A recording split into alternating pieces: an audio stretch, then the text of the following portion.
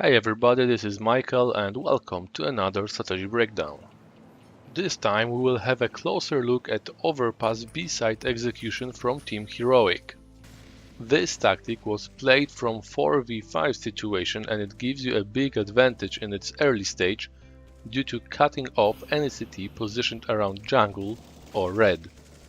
You will see that any defender positioned behind the bombsite in the pit is pretty much isolated and is quickly dealt with. Before we start, however, I promise to give a shout out to one of my subscribers, Dynamo G. He seems to be a decent streamer who deserves more followers.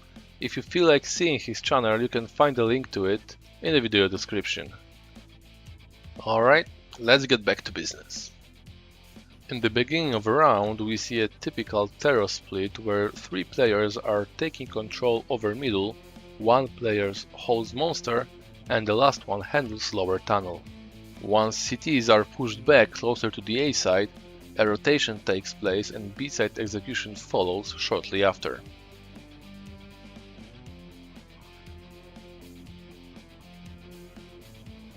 Let's take a look at each player's pose now. Yugi checks playground and long after previously flashing it.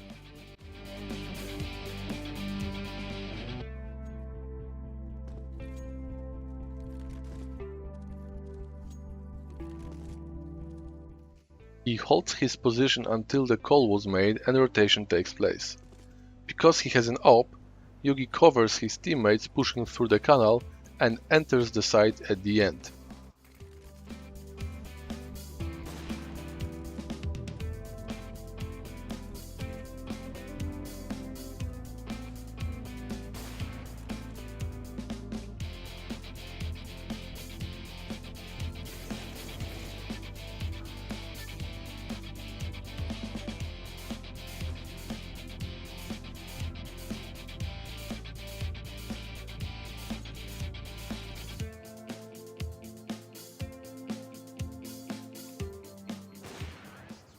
Nico flashes middle and quickly pushes through the playground, carefully checking spot after spot.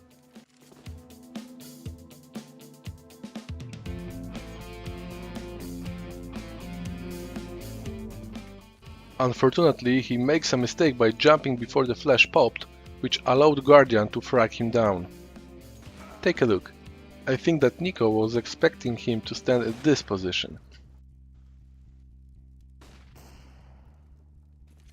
Valde's job is holding lower tunnel should any CT try to play aggressively. Notice that picking from this spot, Valde is prioritizing surviving over killing his opponent. When the time comes, he flashes the water, watches boost spot for a while, then smokes off the sniper, fires up the toxic and throws one flash onto canal. Next, he pushes the bomb site.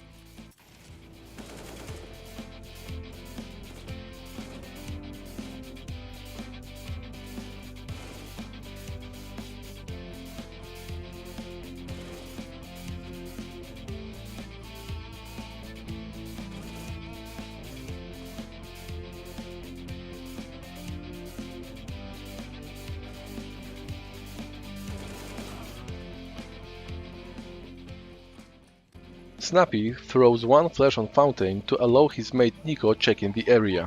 Next, he uses his second flash to push Guardian back and secure safe rotation. Unfortunately, as I already mentioned, Nico went too early.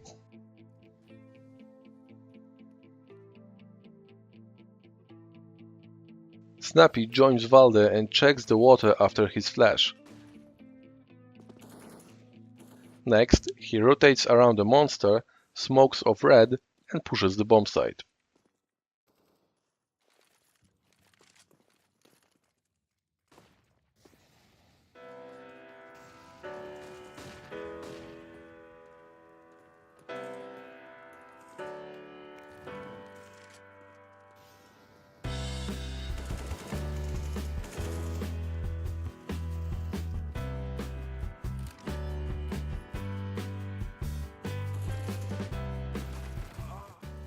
Modi runs as fast as he can to reach his position before CT could spot him.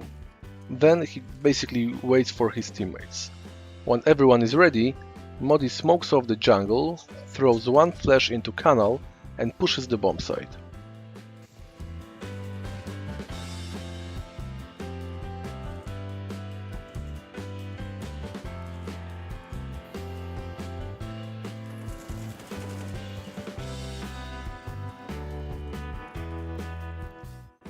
Too bad he didn't decide to challenge Guardian, and later on he died to Simple, who was retaking bombsite from sandbags. Now let me point out a couple of details that make this strat a really cool one.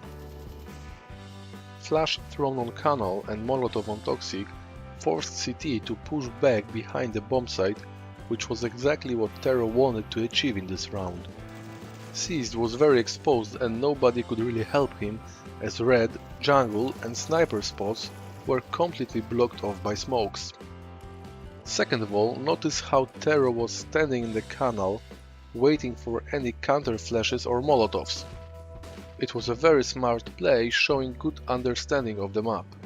The last thing I want to mention is possible Nico's role in this tactic. I think that Nico should be holding this angle in order to cover Valde while he is throwing his nades. After that, Nico might be watching back from sandbags. This is all for now.